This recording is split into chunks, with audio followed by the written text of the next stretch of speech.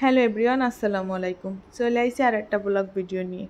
তো যাই হোক, সকাল সকাল নাস্তা করে নিলাম আর চিন্তা করেছি যে এই দিনে আর কোনো রান্না বান্নার কোনো ঝামেলা করব না।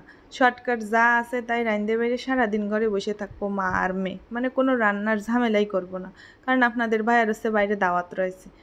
তো কি আর করার, আল্লাহ পাকের উত্তম পরিকল্পনা বলে কথা। আল্লাহ রিজিকে বিরিয়ানি লিখে রাখিছে, তাই ফুফাতো বাইরে বরকত নিয়ে পাঠাই দিছে আমার বাড়ি।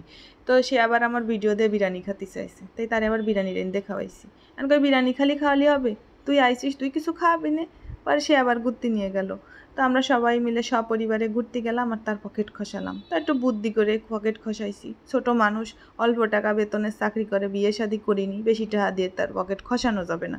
তো খালি পকেট খসাইছি, মন খারাপ করে থাকবে না, তাই তারে একটু নদীর পাড়ের বাতাস খাওয়াতে নিয়ে গেলাম, যাতে মনের কষ্ট সব বাতাসের সাথে দুলির সাথে হয়ে যায়। তো এটা হচ্ছে সদরঘাট এলাকা, আর এই জায়গাটা যারা বাংলা সিনেমা দেয় তারা চিনতে পারে, এনি শুটিং হয়। মানুষের ভিড়ের ঠেলায় আর থাকতে পারলাম না, তারপরে বাকরখানি আর আইসক্রিম কিনে বাড়ি চলে